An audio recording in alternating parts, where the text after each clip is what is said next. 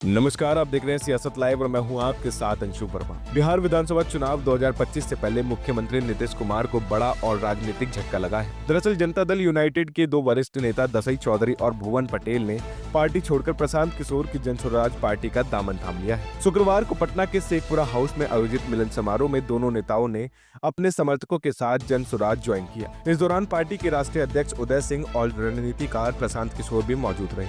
दसई चौधरी लंबे समय तक जेडीयू में जुड़े रहे और विधायक, सांसद, यहां तक कि चंद्रशेखर सरकार में मंत्री भी रहे। उन्होंने साफ कहा कि लगातार प्रयास के बावजूद जेडीयू में उनकी अनदेखी हुई। भारी मन से जनता दल यूनाइटेड को छोड़ रहा हूं और मैंने तय किया कि अब जन स्वराज में रह करके ही संगठन का काम किया जाए। मैं बहुत दिनों से जनता दल यूनाइटेड से जुड़ा रहा। यहाँ तक कि मैं जब एमएलए था उस समय नीतीश जी कुछ नहीं थे। उनका जो न्याय यात्रा चला पूरे बिहार में लालू जी के खिलाफ, तो हम लोगों ने तन मन धन लगा करके उनका साथ दिया और तब से आज तक लगातार हम उनके पार्टी में बने रहे। लेकिन नीतीश कुमार जी ने हम लोगों पर कभी ध्यान नहीं दिया और न संगठन से जोड़ा न सरकार में कोई पद मिला। मैं बार बार उनसे आग्रह करते रहा, लेकिन नीतीश कुमार जी का आजकल दिल और दिमाग भटक चुका, दूसरे के बस में चले गए। पहले के नीतीश कुमार जिनको समाजवादी नेता कहा जाता था, आज वो सब चीज खत्म हो चुका। समाजवाद के लीक से बिल्कुल हट चुके हैं। अब ऐसे लोगों के हाथ में नीतीश कुमार जी खेल रहे हैं जिसको न पार्टी से मोह है, न सरकार से मोह है और न समाजवाद से कोई लेना देना उससे वास्ता। इसलिए हम बीच में भी जा करके माननीय मुख्यमंत्री जी को कहा था कि अब मेरा बर्दाश्त से ज्यादा फजूल हो रहा, अब मैं आपके पार्टी में नहीं रहूंगा। उन्होंने कोई जवाब नहीं दिया। तो मैं एक दिन आया इसी ऑफिस में और माननीय प्रशांत किशोर जी से बात हुई। उनसे हमने आग्रह किया कि मैं अब आपके पार्टी में एक कार्यकर्ता के रूप में काम करना चाहता हूँ। उन्होंने बहुत ही आदर पूर्वक कहा कि बहुत अच्छी बात है, आप आइए, आपके लिए हम लोग तैयार हैं और आपको संगठन करने का मौका मिलेगा, संगठन में काम करने का मौका मिलेगा। इसलिए आज से जो भी उदय बाबू या प्रशांत किशोर जी या हमारे जो प्रदेश के अध्यक्ष हैं, उनके द्वारा जो भी जवाबदेही या जिम्मेदारी हमको सौंपा जाएगा, मैं उसको ईमानदारी पूर्वक आगे बढ़ाऊंगा। क्योंकि मैं जिस पार्टी में था, मैं 3 बार एमएलए महुआ से रहा हूँ और वो भी लालू यादव के पार्टी से। नीतीश कुमार जी के साथ जाने के बाद न कोई मैं न तो कोई संगठन में पद पाया और न कोई जगह मिली।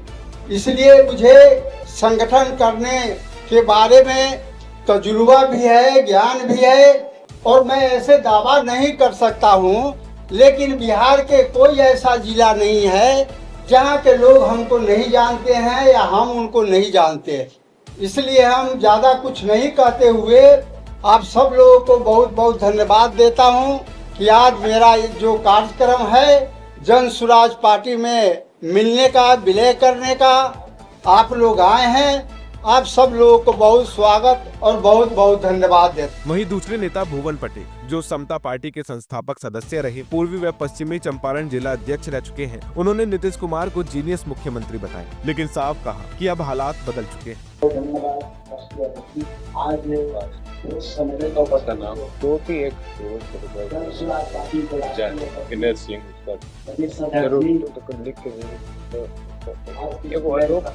आलोक सिंह है दूसरा उन्नीस सौ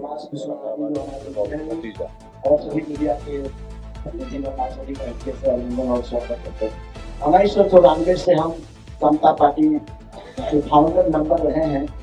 जनता दल जब जोड़ गुट बना उस समय से हमने इस्तीफे के साथ रहे। बड़ी ईमानदारी और बड़ी तत्परता से हम लोग पार्टी पर काम किया। पूर्वी चंपारण जिला का 2 बार हम अध्यक्ष रहे, प्रदेश में प्रदेश महासचिव रहे, पश्चिमी चंपारण पूर्वी चंपारण बना जिला का हम अध्यक्ष भी रहे हैं चुनाव। उत्तर प्रदेश में जब 17 में चुनाव पार्टी बनने का मन बनाया था तो उसमें भी 2 जिला काम करते हैं। परसों 3 तारीख को हमने सभी पद से और प्राथमिक सदस्यता को इस्तीफा देकर के माननीय प्रदेश अध्यक्ष नरेश कुशवाहा जी की नियुक्ति प्रदान की और आज जन सुराज पार्टी में हमने विलय किया है। पार्टी के सूत्रधार प्रशांत खजूरिया का बहुत बहुत आभार प्रकट करते हैं कि जब हम उनसे मिला तो बड़ी श्रद्धा से उन्होंने हाथ पकड़ा और कहा कि आप जो हमारे पुराने साथी हैं। विचारधारा भी मिलती है। जब राष्ट्रीय उपाध्यक्ष नीतीश कुमार जी ने बनाया था तूफान जी को, उस समय में जिला का अध्यक्ष और इनके साथ उस समय भी काम करने का मौका हम लोग को मिला। बड़ी ऊर्जा और बड़ी आत्मविश्वास से लबड़े हैं तूफान किशोर और हमें लगता है कि बिहार निश्चित रूप से इनके नेतृत्व में बदलाव करेगा। नीतीश कुमार जी जैसा कि हमारे राष्ट्रीय अध्यक्ष जी ने कहा, निश्चित रूप से नीतीश कुमार एक जीनियस मुख्यमंत्री है देश में, कहीं से कोई संशय नहीं। जो उन्होंने काम किया है काबिल तारीफ है, लेकिन आज बदलती परिस्थिति में उनके पास जो 3-4 लोग जो घिरे हुए हैं वो बिहार चला रहे और उनके अनुसार प्रत्येक व्यक्ति जो जन्म लेता है उससे जाना है तय है। उसी प्रकार से उम्र के अनुसार उनका जो है शोषण शक्ति और शारीरिक क्षमता कम हो रही है।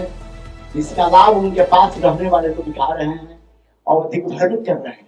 पार्टी के सच्चे सिपाही की बात सुनने वाला कोई नहीं और मुख्यमंत्री जी से मिलने के बाद मैं ये समझता हूँ कि जैसे ही हम लोग मिलते हैं तो पहले तो नाम लेकर पुकारते थे, कहिए भुवन पटेल जी क्या है, कहिए व्यक्ति क्या है, और नाम भी डिसमाइंड हो जाता है और इतना ही करते हैं दिमित्री जी। और इनसे मिलने के बाद तो उनको याद नहीं रहता कि कल पीछे के भाई बोले थे भुवन के बारे में क्या हुआ, तो मेरे नाम पर दूसरे का अपॉइंटमेंट दिया, बहाली हो गया। जितना भी आयोग बना है, जितना भी गठन हुआ है बोर्ड का, सब इर्द गिर्द में रहने वाले लोग अपने लघु भगु अपने रिश्तेदारी के लोगों का अपॉइंटमेंट कर दिया है, बहाली कर दिया है। तो कहीं से समर्पित कार्यकर्ताओं को अच्छा नहीं लगा और आप देखते हैं ये बिहार में निश्चित रूप से बड़ी तादाद में, बड़ी संख्या में लोग दुखी थे और जन सुराज में और अन्य पार्टी में भी जाने वाले लोग हैं, इसे इनकार नहीं किया। जन सुराज में हम आए हैं, जो भी जिम्मेवारी हमें मिलेगी पूरी तन्मयता पूरी तत्परता से हम काम करेंगे और पार्टी को आगे बढ़ाने का हम लोग काम करेंगे। इन्हीं चंद शब्दों के साथ मैं अपनी बात को यही समाप्त करता हूँ। बहुत बहुत आभार। जय बिहार, जय। घटनाक्रम को चुनाव से पहले अपनी बड़ी जीत मान रही है। वहीं प्रशांत किशोर लगातार राज्य के अलग अलग हिस्सों में पद यात्रा और जनसंवाद कार्यक्रम चला रहे हैं। उनका फोकस बदलाव की राजनीति। विशेषज्ञों का मानना है कि जेडीयू के वरिष्ठ नेताओं का जनस्वराज में जाना नीतीश कुमार के लिए संकेत है कि पुराने सहयोगी अब दूरी बना रहे हैं। वहीं चुनावी समीकरणों पर इसका असर पड़ सकता है, खासकर उन इलाकों में जहां दसई चौधरी और भुवन पटेल का जनाधार है। अब देखना होगा कि नीतीश कुमार इस झटके को कैसे उबरते हैं और क्या जनस्वराज इस नए समर्थन को वोट में बदल पाएगा। बिहार की सियासत गर्म हो चुकी है और 2025 का चुनावी रण और भी दिलचस्प होने वाला है। आज की खबर में बस इतना ही। बिहार चुनाव से जुड़ी और अपडेट पाने के लिए देखते रहिए सियासत लाइव। धन्यवाद।